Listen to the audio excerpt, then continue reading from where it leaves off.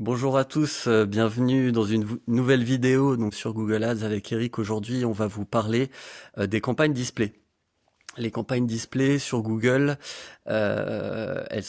fonctionnent des fois elles fonctionnent pas. Il y a beaucoup de débats sur le sujet. Depuis que les campagnes Performance Max sont entrées dans le jeu, il y a aussi les gens délaissent beaucoup le display puisque c'est un emplacement qui est intégré directement dans la campagne Performance Max. Maintenant, c'est vrai qu'on a l'habitude de continuer à l'utiliser dans certains cas, puisque vous avez certains avantages à utiliser du display que vous retrouvez pas sur vos campagnes Performance Max. Déjà, principalement, c'est la possibilité de contrôler le budget que vous allez mettre en acquisition ou en remarketing sur les emplacements display. Il y a énormément de données que vous n'avez pas dans Perfmax, que vous retrouvez en termes d'optimisation dans les campagnes display standard. Donc ça permet aussi d'aller plus loin dans l'optimisation de cet emplacement. Par exemple, on peut éliminer les emplacements mobiles et téléphones sur une campagne classique, alors que sur Perfmax on peut pas du tout. Enfin voilà, il y a vraiment des choses plus fines qu'on peut faire. Et surtout, on drive le budget en fonction aussi de la performance. Donc nous, c'est aussi pour ça qu'on continue à l'utiliser. Donc aujourd'hui, l'idée, c'est de jeter un petit peu les bases de comment bien partir sur une campagne display, éviter les grosses erreurs qui permettent de pas aller dans le mur tout de suite. Et je te laisse la main pour commencer, Eric. Exactement, Vincent. Merci pour cette bonne introduction qui est assez complète. Et effectivement, la campagne display aujourd'hui a encore toute sa place dans les comptes Google Ads. On différencie vraiment les deux façons d'utiliser cette campagne. On a soit la partie de campagne d'acquisition qui permet vraiment d'aller générer des nouveaux contacts, des nouveaux clients, soit l'utilisation en remarketing via l'utilisation d'audience des internautes qui sont déjà venus sur votre site. Et si vous voulez aller un petit peu plus loin, vous pouvez toujours exclure l'audience des personnes qui ont déjà converti. Ça vous permet vraiment d'aller vous afficher auprès uniquement des gens qui sont déjà venus sur votre site pour la partie remarketing. Mais c'était pas ça l'objet de cette vidéo. L'idée, c'est plutôt vraiment de regarder comment on optimise cette campagne. Donc, une des grosses optimisations à faire, c'est de se rendre dans la partie outils, adéquation du contenu. Et on a Google qui nous offre 3 possibilités de ciblage, soit large, soit standard, soit limité. Et donc, en fait, en fonction de ce type de ciblage qu'on va choisir, hein, on parle bien du display, on parle pas des mots-clés, on parle du display, Google va nous afficher sur des emplacements plus ou moins qualitatifs, plus ou moins éloignés de notre thématique. Donc là aussi, ça fait du sens. Si on fait de l'acquisition, plutôt chercher à sélectionner limité sur notre campagne pour qu'on soit sur les emplacements les plus qualitatifs qui nous permettent a priori de générer les meilleurs résultats. Si on fait du remarketing, on peut peut-être laisser un peu plus d'espace sur peut-être standard, voire large, en fonction des objectifs que vous avez. Dans tous les cas, au-delà de ces 3 grandes adéquations de contenu, comme Google appelle cet élément, on a encore divers paramétrages de campagne qui permettent de faire des exclusions. On ne vous fait pas de screenshot, mais dans cette partie-là, dans cette partie outils, on a des exclusions au niveau des contenus, contenus sensibles, contenus pour adultes, et différentes sous-catégories, sous-éléments qu'on vous invite vraiment à décortiquer pour voir qu'est-ce qui vous intéresse et qu'est-ce qui ne nous intéresse pas. En fonction de votre thématique, de votre cible. On a parlé avant des jeux d'argent, on en parlait en off avec Vincent. Pour certaines thématiques, pour le voyage par exemple, ceux qui font des jeux d'argent sont peut-être la bonne cible pour partir en voyage. Moi je dis bien peut-être, hein, je ne fais pas non plus d'amalgame. On a un autre point qui est assez important, qui est la gestion de la fréquentation d'affichage. On a tous été... je vais prendre le cas de SEMrush, comme on travaille un petit peu dans ce domaine du web marketing. Rendez-vous un jour sur SEMrush, et ensuite vous allez voir que vous allez vous faire spammer de publicité, et vous allez les voir partout, tout le temps, parce qu'ils n'ont pas limité le nombre d'affichages de leur publicité. Donc ça, c'est hyper important si vous voulez pas que votre audience soit saturée de vos messages. Moi, j'en viens à détester SEMrush, hein, juste à cause de ça. Parce qu'en fait, quand je vais sur YouTube, je ne vois plus que. Je vois tout le temps. Donc, notre recommandation sur la fréquence d'affichage, c'est entre 3 et 5 par jour. Vincent, on en parlait en off avant, il disait plutôt 4, mais voilà, entre 3 et 5, mais limitez-le. Si vous voulez éventuellement tabasser, mais sur quelques jours. Limitez sur peut-être, ok, on s'affiche 8 fois par jour, mais sur 2-3 jours maximum. Laissez pas pendant 2 semaines, 8 par jour ou 10 par jour, vous allez rendre votre cible. Après cette intro, effectivement, sur voilà comment essayer de maîtriser un petit peu les emplacements, on va enchaîner un peu sur les paramétrages de ciblage. Donc quand vous créez effectivement votre campagne, il y a pas mal d'options. Nous, ce qu'on aime bien faire, c'est commencer en ciblant certaines audiences qui correspondent d'un point de vue produit, marketing à ce que vous vendez. Alors d'ailleurs, je rajoute une parenthèse, cette vidéo elle est très orientée lead gen, donc entreprise de service. On traite pas trop la partie e-commerce, parce qu'il y aurait d'autres choses à dire. Mais donc par exemple, vous vendez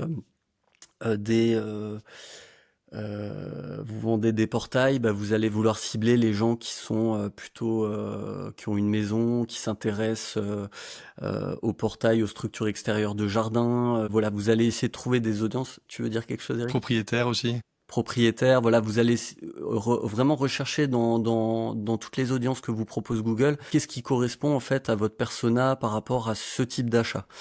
Ça, c'est le premier point. Après, vous pouvez également faire un ciblage par audience, ce qu'ils appellent audience personnalisée, donc par mots-clés. Je vais mettre, par exemple, si je reprends l'exemple du portail, tous les gens qui ont tapé récemment portail, achat de portail, portail maison, portail alu, portail X, et ça va permettre de recibler les gens tout simplement qui ont fait ces recherches récemment, et ça va vraiment permettre d'orienter l'algo, enfin, tout simplement la diffusion sur une audience qui est normalement en train de rechercher votre produit, ou en tout cas qui s'y intéresse, et de pas tout simplement laisser vierge et d'afficher à tout le monde, ce qui est là effectivement une des premières erreurs qu'on peut voir quand on reprend des campagnes display sur des comptes en cours.